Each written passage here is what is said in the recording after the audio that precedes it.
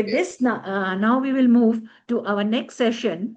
And now, once again, a warm welcome to Mr. Sachin Shetty, CEO of Questro Research, back on this platform. A familiar and respected voice for audience, Mr. Shetty brings with him over 2 decades of rich expertise spanning metals, materials, energy, and the infrastructure sectors. Known for his sharp strategic insights and industry foresight, we eagerly look forward to his perspective today on how infrastructure development is set to drive the next wave of growth in galvanizing. Over to you, Mr. Sethi. Vinay, very good evening, and thank you for having me on this. Good evening to all the participants. Indeed, very insightful and stimulating conversation so far. Let me add, my perspective on how the infrastructure is likely to influence the galvanized steel and in turn the zinc demand in India.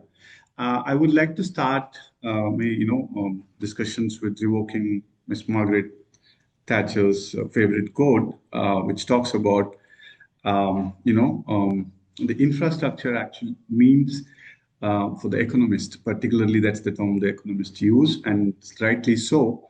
The indirect and the direct impact on the overall growth of the economy, on overall infrastructure spend is measured by the economic output, which for us and our laymen, it's typically the road that they normally travel or they drive, or the metros that they take to office, or how they are connected, the towers that are basically keeping them connected, etc., comes under the gamut of the infrastructure. Now, as we are, shaping the economy, which is driven by multiple demographic shifts, which are, to name a few, the rise in the urbanization and the demand for the infrastructure to accommodate the mass exodus that is taking shape, increase in the,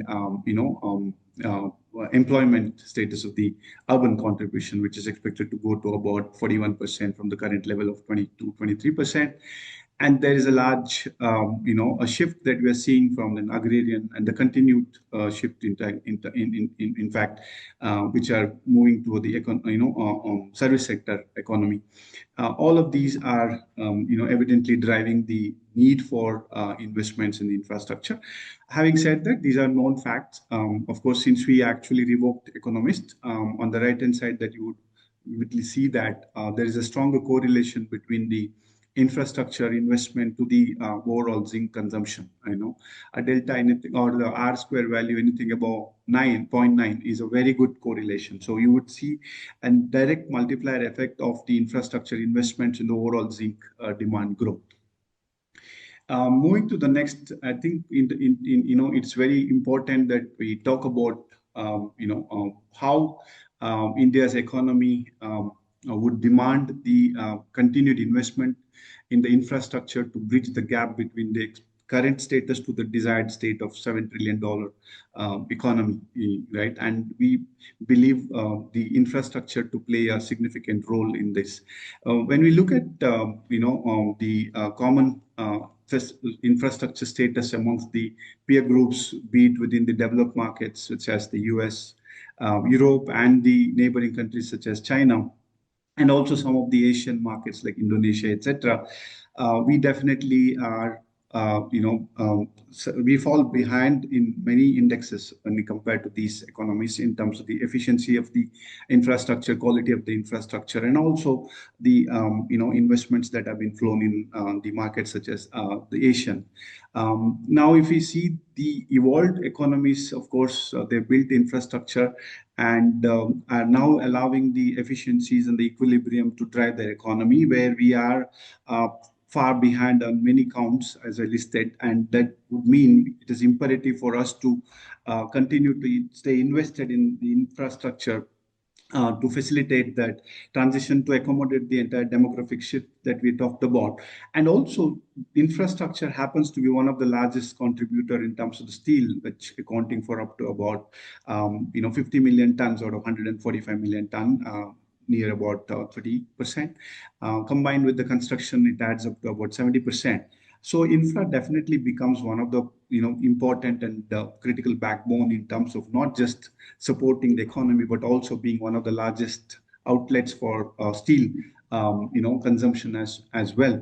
Now we see a phenomenal fitment in terms of, and if you have to take out certain references of the playbook of how digital payments or the broadband network enabled unlocking a larger extent of economy, we would see a similar trend, facilitating infrastructure investments, facilitating that kind of an unlocking of the economy. And when we actually see what's planned in order to bridge the gap, to also to meet the evolving needs of the infrastructure, I think this particular chart would set out the specifics in terms of the amount of the investments that are going to flow in infrastructure. So as on date basis, the capital outlay that are planned between 25 to 30, we estimate that close to about $2.28 trillion of investments that have been flown, and largely so it's going into some of the critical infrastructure such as the roads,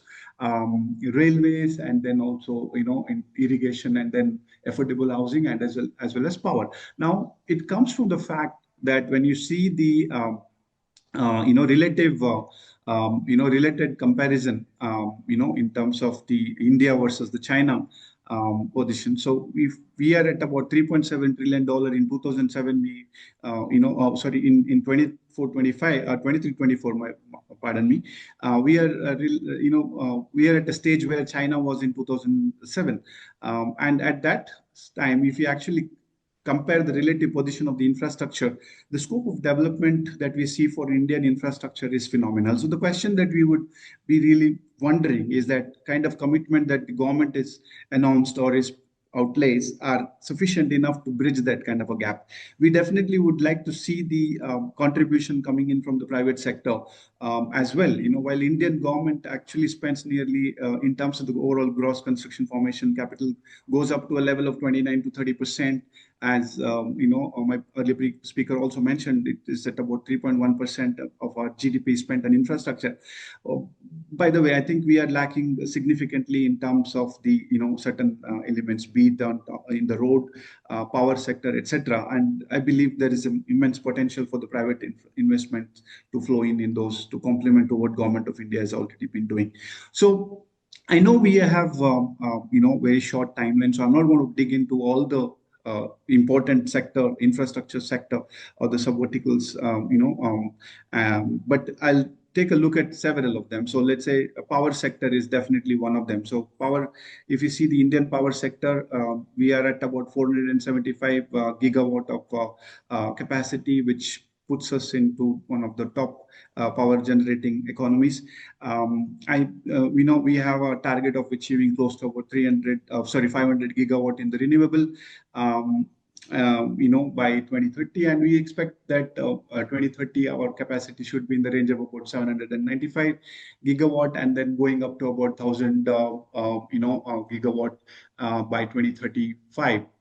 Now, to support the both evacuation of the power that is still largely dependent on the thermal coal based, which are obviously closer to the coal pit heads, or port based, to transmit, you need definitely to invest in transmission and distribution lines. So that is where larger demand for galvanized steel is expected to come in. We currently, there are close to about 2.2 million tons of steel that goes into the towers, both lattice as well as the the regular, and now of course the unipolar ones. We have seen that close to 2.2 million ton of galvanized steel is consumed, and with the capacity that we are expected to follow, as well as the investments that is going to come in the in expansion of the transmission distribution line, which is to the tune of 9 trillion rupees, we see the galvanized steel requirement is to enhance significantly further. Now, one of the important subsector within the power is when you talk about renew is solar. Of course, along with solar, we have the wind and hydro also complementing in terms of the national target of achieving the 500 gigawatt of capacities. But solar definitely stands out in terms of the overall capacity addition amongst this renewable sector. As you may see, we are already at about 106 gigawatt in FY25, expected to be in the range of about 353 gigawatt solar alone in 2030. Uh, Now, what is the implication of the solar, and particularly if I had to see the galvanized steel?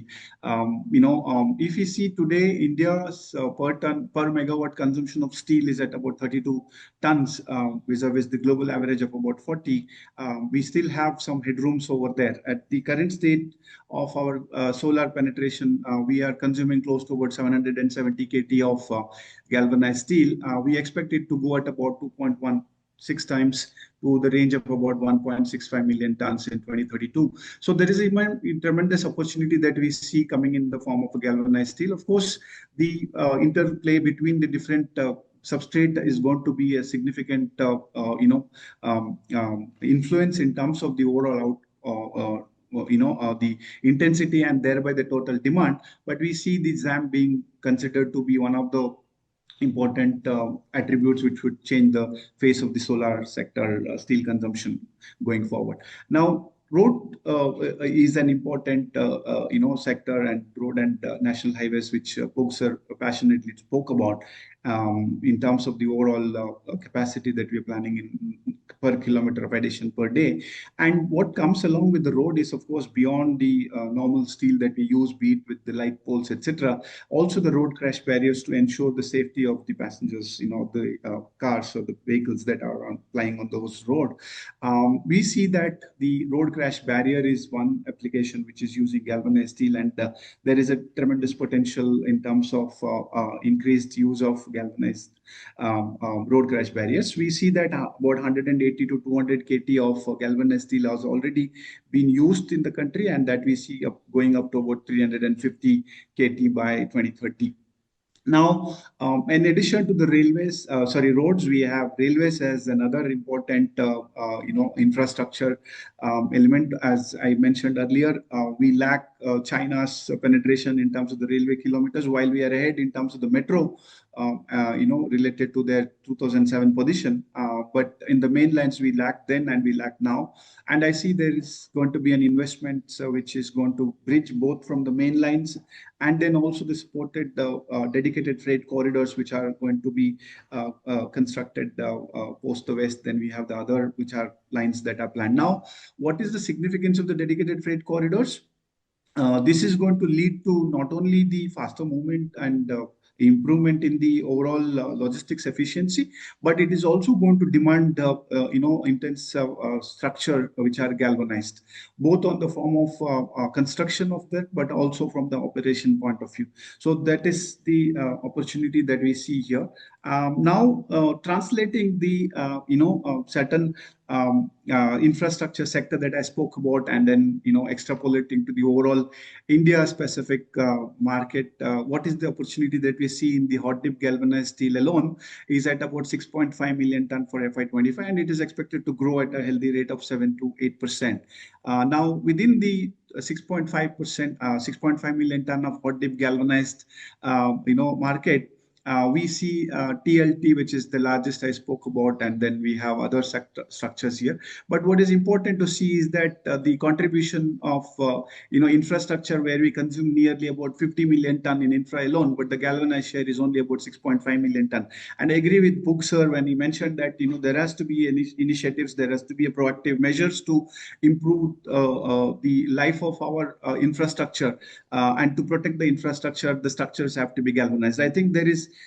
I leave my, close my presentation rather with the thought that is 6 million ton out of 50 million ton of steel going into infrastructure galvanized is enough for the participant in these ecosystems? What are the, imperatives that we need to,